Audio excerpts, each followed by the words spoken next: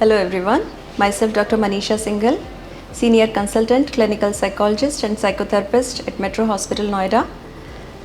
So, the disease is unfamiliar. People are isolated, confused and stressed. The toll is rising. Scare is increasing, which is causing a kind of a fear, a very specific fear. A specific fear for some specific disease.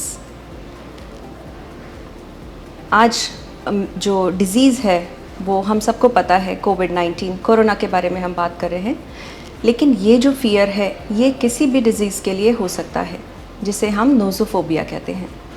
सो नोज़ोफोबिया एक irrational fear है जो for having some specific disease. और ये जो fear है इसमें symptoms हो भी सकते हैं, नहीं भी हो सकते हैं. और ज़रूरी नहीं है कि अगर हमें हल्का फुल्का डर लग रहा है तो उसका मतलब है कि हमें नोज़ोफोबिया है. ऐसा नहीं है. There is a very fine line between having nosophobia and not having that. Hypochondriasis से कंफ्यूज करने की बिल्कुल भी ज़रूरत नहीं है. हाइपोकॉन्ड्रियासिस भी मिलती जुलती टर्म है, लेकिन उसमें एक बिलीफ होता है. The person having a very strong belief that I am having this particular life threatening disease. और वो डिज़ीज़ कोई भी हो सकती है. जैसे आजकल कोरोना चल रहा है तो कोरोना के लिए भी हाइपोकॉन्ड्रियाक पेशेंट्स आ रहे हैं. इसको इलनेस एंग्जाइटी डिसऑर्डर भी कहते हैं. अब हाइपोकॉन्ड्रियासिस में मैं आपको एक एग्जांपल देती हूँ जिससे थोड़ा सा फ़र्क पता चलेगा कि नोज़ोफोबिया और हाइपोकॉन्ड्रियासिस में क्या डिफरेंस होता है. अगर किसी को हेडेक है, सो वो हेडेक अगर कोई हाइपोकॉन्ड्रियक है, so that person can relate that headache with brain tumour.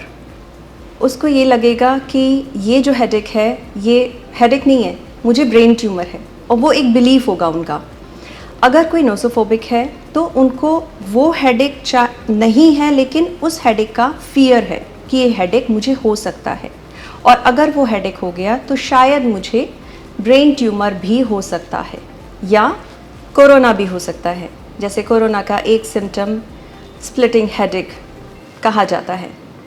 सो ये एक डिफरेंस है. साथ में इसी से मिलता जुलता एक और टर्म भी होता है, एक और फोबिया भी है जिसे हम टोमोफोबिया कहते हैं. Tomophobia is kind of a fear when the person is having anxiety for some surgical procedures or any medical intervention. वो केसेस भी आजकल देखने में आ रहे हैं. जो नोज़ोफोबिया है इसके कॉजेज़ क्या हैं, कहाँ से ये जनरेट हो रहा है. To much of information. Internet का बहुत मेजर रोल है आजकल. इंटरनेट, सोशल मीडिया, जो भी फॉरवर्डेड मैसेजेस आ रहे हैं वो चेक करने ही हैं. अब उसमें भी पर्सन टू पर्सन डिफ़र करता है. कुछ केसेस ऐसे हैं जिसमें नोज़ोफोबिया के ही कुछ केसेस हैं जिसमें ऐसा कोई स्टैंडर्ड नहीं है कि उनको वो इन्फॉर्मेशन लेनी ही है. कुछ लोगों में यही फियर ऐसा होता है कि वो खुद को थोड़ा सा they want to keep themselves away from any kind of information because of that fear they have. और कुछ लोगों में too much of information they want to gather. अब वो चाहे व्हाट्सएप पे मैसेजेस हो रहे हैं या यूट्यूब पे कोई भी वीडियो चल रहा है, उनको ये नहीं पता क्या फ़ेक है क्या जेन्युइन है. वो फ़िल्टर नहीं कर पाते हैं. कुछ लोग कर भी पाते हैं, मैं ऐसा नहीं कह रही हूँ कि ऐसा स्टैंडर्ड होता है, पर this is one of a major cause. And एक एंग्जाइटी मन में रहना कि मुझे हो ना जाए, ये डर एक मन में रहना. अब अगर हम इसके सॉल्यूशंस के बारे में बात करें, सो सॉल्यूशंस में सबसे पहला बहुत इम्पॉर्टेंट सॉल्यूशन है कि सोशल मीडिया पे अपना टाइम थोड़ा सा कर्टेल कर दें. एक टाइम फिक्स कर सकते हैं या आप एक लिमिटेड आवर्स कुछ ऐसा फिक्स कर सकते हैं कि ठीक है, हाफ एन आवर या 1 आवर ही मैं ये पर्टिकुलर साइट में देखूँगा, और उसमें भी कुछ जो जेन्युइन लिंक्स हैं, जेन्युइन साइट्स हैं, वही मैं देखूँगा. कभी कभी स्किप भी कर सकते हैं. दूसरा, एक्सरसाइज. अपना रूटीन थोड़ा हम अगर उसको ऑर्गेनाइज़ करें उसमें exercise plays an important role. Exercise या योगा किसी भी तरह की, जिससे हमारे ऑक्सीजन सप्लाई जो ब्रेन को जाती है that gets better, blood circulation better होता है and generally we feel good. Meditation का मतलब ये नहीं कि हमको हाथ ऐसे करके पालती मार के बैठना है और यहाँ पे बीच में हमें फोकस करना है, ध्यान लगाना है। मेडिटेशन अलग अलग तरीके से होता है। मेडिटेशन आपको क्या चीज़ अच्छी लगती है, सपोज़ आपको डांस अच्छा लगता है या आपको पेंटिंग अच्छी लगती है या किसी को ड्राइंग अच्छी लगती है, तो आपका उस पर्टिकुलर टाइम, जो टाइम आप उस एक्टिविटी में स्पेंड कर रहे हैं, आपका पूरा फोकस उसमें है। So that's also a kind of a meditation. या विजुअलाइजेशन, आप आंखें बंद करके बैठें घर में, बजाय ये सब फॉरवर्डेड मैसेजेस चेक करने के, आप आंखें बंद करके बैठें एंड जस्ट फील, इमेजिन कि आप बीच पे हैं या आप किसी हिल स्टेशन पे हैं या जो भी आपको पसंद है उस तरह से आप विजुलाइज कर सकते हैं।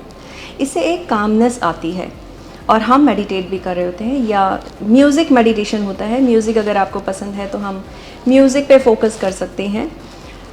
इसके अलावा स्लीप, क्योंकि पैटर्न्स चेंज होते हैं जब आप एंग्शियस हैं, बहुत ज़्यादा फियर है आपको जो एक फोबिया में कन्वर्ट हो रहा है, तो आपका sleeping and eating patterns change होते हैं। उस पर थोड़ा सा चेक रखना चाहिए। अगर थोड़ा बहुत इधर उधर हो रहा है दैट इज़ एब्सोल्युटली फाइन, लेकिन अगर मेजर चेंजेस आ रहे हैं, एपिटाइट आपकी अफेक्ट हो रही है, तो आपको थोड़ा सा सोचना चाहिए, time to wake up. Apart from all that, deep breathing also works. इसमें आप गहरी सांस लें 5 से 8 सेकेंड्स तक, 2 सेकेंड वो जो ठंडी सांस होती है उसको फील करिए एंड देन एक्सेल करिए 5 से 8 सेकेंड्स तक। इसको आप 5 मिनट, 10 मिनट, कितनी भी देर आप कर सकते हैं।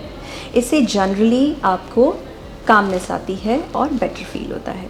सो please take care of your mental health being and take care.